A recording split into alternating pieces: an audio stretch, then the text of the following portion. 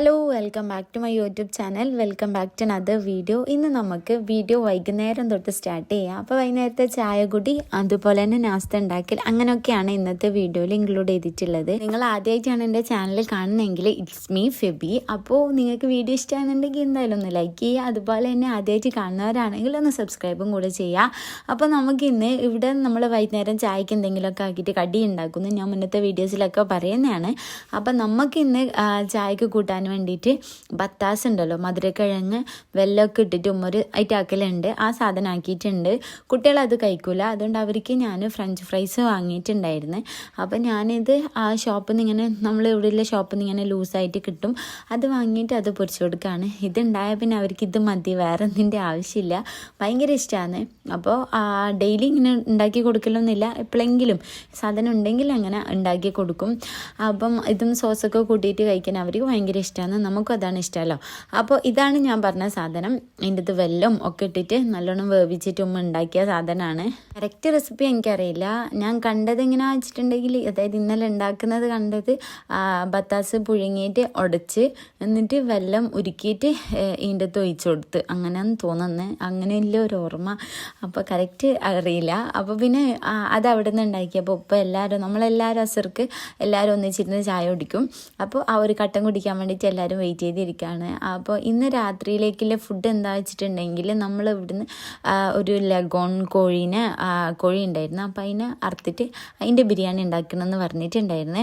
അപ്പോൾ ഉപ്പാക്കൊരു പൂതി, ആ ഒരു ഫുൾ കോഴീനെ അങ്ങനെ തന്നെ വെച്ചിട്ട് ബിരിയാണി ഉണ്ടാക്കണമെന്ന്. അപ്പോൾ അതിന് ആ ഒരു കോഴി മസാല ഇട്ടിട്ട് ഓൾറെഡി വേവിച്ച് വെച്ചിട്ടുണ്ടായിരുന്നേ. അപ്പോൾ ലഗോൺ ആയതുകൊണ്ട് തന്നെ ഫുള്ള് കൊട്ടായിരിക്കുമല്ലോ, അപ്പോൾ ഇറച്ചി കുറവായിരിക്കുമല്ലോ. അതുകൊണ്ട് തന്നെ ഇപ്പോൾ പറഞ്ഞ എല്ലാവർക്കും ഒന്നിച്ചിരുന്ന് കഴിക്കാമെന്നൊക്കെ പറഞ്ഞ്, അങ്ങനെയാണ് നമ്മൾ ഇന്നത്തെ പ്ലാന്. അപ്പം ഞാൻ വേഗം ഒരു 5 മണി വരെ ചായ കുടിച്ചതിന് ശേഷം ഞാൻ കുറച്ച് സമയം മോള് നാളെ, അതായത് തിങ്കളാഴ്ച ഇന്ന് മുതൽ സ്കൂൾ തുടങ്ങാനല്ലോ, അപ്പോൾ തലയൊക്കെ ഒന്ന് നോക്കിയല്ലോ ഒന്ന് സെറ്റാക്കി കൊടുക്കുന്നുണ്ടായത്. ഒരു അരമണിക്കൂർ ഞാൻ അങ്ങനെ ടൈം എടുത്തിട്ടുണ്ടായിരുന്നേ, 4:30 മുതൽ 5 മണി വരെ. അതിന് ശേഷം ഞാൻ കിച്ചണിലേക്ക് ഇറങ്ങിയിട്ട് നമ്മുടെ ബാക്കി പണികളൊക്കെ ചെയ്തിട്ടുണ്ടായിരുന്നു. ആ ഒരു സമയത്ത് ഞാൻ വീഡിയോ എടുത്തിട്ടുണ്ടായിട്ടില്ല. അതായത് ഈ ഞാൻ മസാല ഉണ്ടാക്കുന്നതിൻ്റെ ഒക്കെ പ്രോപ്പറായിട്ടുള്ളൊരു വീഡിയോ ഇല്ല. അതായത് ഉള്ളി തക്കാളി കട്ട് ചെയ്യുന്നതില്ല, ബാക്കിയൊക്കെ ഉണ്ട്.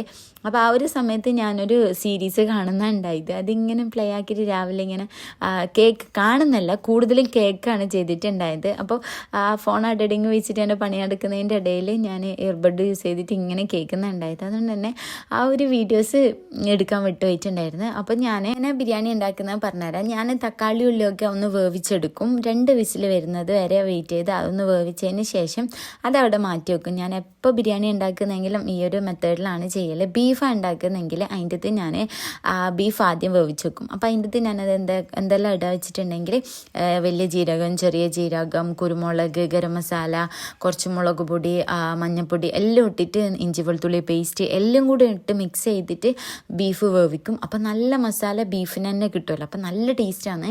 ഇപ്പം ഞാൻ ഈ മസാല ഉണ്ടാക്കാൻ വേണ്ടിയിട്ട് ഞാൻ ആദ്യം ഓയിൽ ഒഴിച്ചതിന് ശേഷം അതിൻ്റെ അകത്ത് ചെറിയ ജീരകവും വലിയ ജീരകവും ഇട്ട് കൊടുക്കും. പിന്നെ നമ്മുടെ ഇഞ്ചി വെളുത്തുള്ളി പേസ്റ്റ് ഉണ്ടല്ലോ, അതും ഇട്ട് കൊടുക്കും. അപ്പോൾ നല്ല ടേസ്റ്റ് കിട്ടും. അപ്പോൾ ഈ എല്ലാ മസാലയും കൂടെ, അതായത് സ്പൈസസ് ഒക്കെ ഒന്ന് വഴറ്റിയതിന് ശേഷം ഞാൻ ഇതിൻ്റെ അകത്തേക്ക് നമ്മളിപ്പോൾ വേവിച്ച് വെച്ചിട്ടില്ലേ തക്കാളി ഉള്ളിയും കൂടി ഇട്ട് കൊടുക്കും. അപ്പോൾ പണി സിമ്പിളാണ്, വേഗം നമുക്ക് ബിരിയാണി ഉണ്ടാക്കാൻ വേണ്ടി പറ്റും. ഉള്ളിയും തക്കാളിയും വേവിക്കലാണ് എന്നെ സംബന്ധിച്ചിടത്തോളം കുറച്ച് ടാസ്ക്. അപ്പോൾ ഇങ്ങനെ കണ്ടുപിടിച്ചതിന് ശേഷം ഞാൻ പിന്നെ ഇങ്ങനെയാണ് ചെയ്യൽ. ബീഫ് നിങ്ങളിങ്ങനെ മസാല ഇട്ടിട്ട് ഫ്രൈ ചെയ്യുന്ന സമയത്തായാലും, അതായത് ബീഫ് റോസ്റ്റൊക്കെ ആക്കുമല്ലോ, ആ സമയത്താണെങ്കിലും ബീഫ് വേവിക്കുമ്പോൾ ഇങ്ങനെയുള്ള സ്പൈസസ് ഒക്കെ ഇട്ട് വേവിച്ചാൽ നല്ല ടേസ്റ്റാണ്. ഞാൻ ഗ്യാരണ്ടി ആയിരുന്നു, അടിപൊളിയാണ്. അപ്പം അങ്ങനെയാണ് ഉണ്ടാക്കൽ. അപ്പോൾ ചിക്കനാണെങ്കിൽ ചിക്കൻ നോർമലി മഞ്ഞൾ, ഉപ്പ്, മുളകൊക്കെ ഇട്ടിട്ട് ഒന്ന് പൊരിച്ചിട്ട് ഇതേ സെയിം മസാല അത് ഈ ഒരു എണ്ണ വെച്ച് ചെറിയ ജീരകം വലിയ ജീരകം ഇട്ട് തക്കാളി ഉള്ളി വഴറ്റിയത് ഇട്ടതിന് ശേഷം നല്ലപോലെ കുക്ക് ചെയ്തെടുക്കും. പിന്നെ ഞാൻ നല്ലോണം തേരും ചേർക്കും. അത് നോർമലി എല്ലാവർക്കും അറിയുന്നതാണല്ലോ. അപ്പോൾ ഇങ്ങനെയാണ് ഞാൻ മസാല ഉണ്ടാക്കിയിട്ട് നമ്മുടെ ബിരിയാണിക്ക് വേണ്ടിയിട്ടുള്ള മസാലയാണ് ഇപ്പോൾ ഉണ്ടാക്കിക്കൊണ്ടിരിക്കുന്നത്. അപ്പോൾ ഈ ഒരു സമയം മഗ്രിബ് ആവാറായിട്ടുണ്ടായിരുന്നു. അപ്പോൾ അതിന് മുമ്പേ തന്നെ, മഗ്രിബിന് മുമ്പേ തന്നെ ഞാൻ മസാല ഉണ്ടാക്കി കൊടുത്താൽ ഉമ്മ നെയ്ച്ചോറ് വെക്കും. ഉമ്മ നെയ്ച്ചോറ് വെച്ച് ദമ്മിട്ട് വെക്കും. അപ്പോൾ പിന്നെ അതിന് മുമ്പേ പഠിപ്പൊക്കെ കഴിഞ്ഞതിന് ശേഷം വേഗം കുട്ടിയൊക്കെ ഫുഡ് കൊടുത്തിട്ട് ഉറങ്ങാമല്ലോ. അപ്പോൾ അങ്ങനെയാണ് നമ്മൾ ചെയ്യൽ. അപ്പോൾ പൊതുവേ ബിരിയാണിയൊക്കെ ഉണ്ടാക്കൽ കുറവാണ്. കാരണം ഉപ്പാക്ക് ഇങ്ങനെ ബിരിയാണി, മന്തി അങ്ങനത്തെ ഒന്നും ഇഷ്ടമില്ല, വലിയ താല്പര്യമൊന്നുമില്ല. അപ്പോൾ ഉപ്പയാണ് ഈ ഒരു സംഭവം മുന്നോട്ട് വെച്ചുകൊണ്ട് തന്നെ കഴിക്കുന്നില്ല പ്രതീക്ഷയിലാണ് വിചാരിച്ചിട്ടാണ് നമ്മൾ പോണത്. അങ്ങനെ ഫസ്റ്റ് ചായ കുടി കഴിഞ്ഞു. ഉപ്പാൻ്റെ സെക്കൻഡ് ചായ എത്തിയിട്ടുണ്ട്. അതായത് വൈകുന്നേരത്ത് മഗ്‌രിബിൻ്റെ ആ സമയമുള്ള ആ ഒരു ചായ കുടിക്കാൻ വേണ്ടിയിട്ട് ഉപ്പ പോവാണ്. അപ്പോൾ ഈ ഒരു സമയത്തായിരിക്കും ഉപ്പ ചായൻ്റെ കടികളൊക്കെ കൂട്ടിയിട്ട് ചായ കുടിക്കൽ. അതിന് മുന്നേ ഇല്ല നമ്മളെല്ലാവരും ഒന്നിച്ചിരിക്കുന്ന സമയത്ത് നമ്മൾ ഒരു പ്രാവശ്യമല്ലേ ചായ കുടിക്കും. അപ്പം നമ്മൾ കടികൾ ആ ഒരു ടൈം കഴിക്കും. ഉപ്പ ഈ ഒരു സമയത്ത് കഴിക്കും. അങ്ങനെ ഉപ്പാക്ക് വേണ്ട ചായ ഉണ്ടാക്കി കൊടുത്തിട്ടുണ്ട്. എൻ്റെ മസാല ഏകദേശം റെഡി ആയിട്ടുണ്ട്. ഞാൻ ഇതിൻ്റെ അകത്ത് നമ്മുടെ ചിക്കൻ മസാലയും കൂടി ഇട്ട് കൊടുക്കുന്നുണ്ട്. ഇനി നമുക്ക് ഇതിൻ്റെ അകത്തേക്ക് നമ്മുടെ ആ ഒരു ചിക്കനെ ഇട്ട് കൊടുക്കണം. അപ്പോൾ ചിക്കന് സംഭവം എടുക്കുന്ന സമയത്ത് തന്നെ ഫുൾ എന്താ പറയുക കൊട്ടു മാത്രമേ ഉള്ളൂ. ആ ഒരു കുഞ്ഞു കോഴി ആയതുകൊണ്ട് ആ ഒരു ചെറുത് അത്ര വലിയ മസാലയും വലിയ പീസ് എന്താ പറയുക വലിയ കഷ്ണങ്ങളൊന്നും ഇല്ല. അപ്പോൾ ഈ ഒരു ചിക്കനെ ഞാൻ അതിൻ്റെ അകത്തിട്ട് അപ്പോൾ ഉപ്പ കട്ട് ചെയ്യണ്ടെന്ന് പറഞ്ഞിട്ടുണ്ടായിരുന്നു. പക്ഷേ കട്ട് ചെയ്യാണ്ട് എന്തായാലും അതിൻ്റെ അകത്ത് മസാല പിടിക്കില്ല എന്ന് എനിക്ക് തോന്നിയോണ്ട് തന്നെ ഉമ്മ പറഞ്ഞ് എന്നാൽ കട്ട് ചെയ്തോ പറഞ്ഞിട്ട് ഞാൻ ഏകദേശം ചെറിയ ചെറിയ പീസസ് ആയിട്ട് കട്ട് ചെയ്ത് കൊടുക്കുന്നുണ്ട്. ചെറുതല്ല, ഒരു 2-3-4 പീസായിട്ട് കട്ട് ചെയ്യുന്നുണ്ട്. കാരണം ചെറിയ കോഴിയായതുകൊണ്ട് തന്നെ അത്രയും സൈസില്ലു. അതുകൊണ്ട് തന്നെ അങ്ങനെ കട്ട് ചെയ്ത് കൊടുക്കുന്നുണ്ട്. പയ്യ ഉപ്പ പറഞ്ഞാൽ നമുക്ക് എല്ലാവർക്കും ഒന്നിച്ച് കഴിക്കാമെന്ന് പറഞ്ഞല്ലോ. അപ്പോൾ ഒരു പ്ലേറ്റ് കഴിക്കുമ്പോൾ നമുക്ക് എല്ലാവർക്കും ഇങ്ങനെ എടുക്കാം. അപ്പോൾ നമുക്ക് ഇത്ര മാത്രം പീസാക്കിയാൽ മതി പറഞ്ഞപ്പോൾ ഞാൻ പിന്നെ പീസാക്കിയിട്ട് ഫുള്ള് മുറിച്ചിട്ടിട്ടില്ല. ജസ്റ്റ് 2-3 പീസാക്കി ഇട്ടതിന് ശേഷം ഇതൊന്ന് നല്ലപോലെ മിക്സാക്കി കൊടുക്കുന്നുണ്ട്. ഇതുപോലൊന്നും ഇതിനു മുമ്പ് ഉണ്ടാക്കിയിട്ടില്ല കേട്ടോ, ഫസ്റ്റ് ടൈമാണ്. അപ്പോൾ ഞാനുമ്മ ചിക്കൻ ഇങ്ങനെ വേവിക്കാൻ വെക്കുന്ന സമയത്ത് ഞാൻ ഉമ്മനോട് പറഞ്ഞിട്ടുണ്ടായിരുന്നു എല്ലാ മസാലപ്പൊടി ഇട്ടിട്ട് വേവിക്കുക, അപ്പോൾ നല്ല ടേസ്റ്റ് ഉണ്ടാവും എന്ന് പറഞ്ഞപ്പോൾ മസാല പിടിക്കുമല്ലോ. അപ്പോൾ ഈ ഒരു വലിയ പീസ് തന്നെ ഇങ്ങനെ നമ്മൾ ഈ മസാലയിലിട്ട് ആക്കുന്ന സമയത്ത് എത്രത്തോളം അതിൻ്റെ ഉള്ളിലേക്ക് മസാല കയറുന്നില്ല കാര്യം അറിയില്ലല്ലോ. അപ്പോൾ സ്പൈസസ് ഒക്കെ ഇട്ടിട്ട് തന്നെയാണ് ഇത് വേവിച്ചിട്ടുള്ളത്. അപ്പോൾ അതിൻ്റെ ഒരു കാര്യം ഉണ്ടാവും. അപ്പം ഞാനിത് നല്ലപോലെ തന്നെ മിക്സ് ചെയ്ത് സെറ്റാക്കുന്നുണ്ട്. ഇതുണ്ടാക്കുന്നതിൻ്റെ ഇടയിൽ ഞാനൊന്ന് ഇത്താത്തൻ്റെ വീട്ടിലും പോയിട്ടുണ്ടായിരുന്നു. അതൊന്നും വീഡിയോസിൽ ആഡ് ചെയ്തിട്ടുണ്ടായിട്ടില്ല. ഞാൻ ആ സമയത്ത് ഫോൺ അവിടെ ചാർജ് കുത്തിയിട്ടാണ് പോയിട്ടുണ്ടായത്. അപ്പം ഞാൻ പോയത് ഉമ്മ പറഞ്ഞിട്ടില്ല, പിള്ളേർ പറഞ്ഞിട്ടില്ല. ഞാൻ ഉമ്മ അപ്പുറത്തെ വീട്ടിൽ അവർ വന്നിട്ട് സംസാരിക്കുന്ന ഉണ്ടായത്. പിള്ളേർ പിന്നെ അവിടുന്ന് TV കാണുന്നതുകൊണ്ട് തന്നെ എന്നെ നോക്കിയിട്ടേ ഉണ്ടായിട്ടില്ല. അപ്പോൾ ആ ഒരു ജസ്റ്റ് ഗ്യാപ്പ് കിട്ടിയ സമയത്ത് ഞാൻ വേഗം ഇത്താത്തൻ്റെ അടുത്ത് പോയിട്ടുണ്ടായിരുന്നു. അപ്പോൾ ഇത്താത്ത വിളിച്ചിട്ടാണ് പോയത്.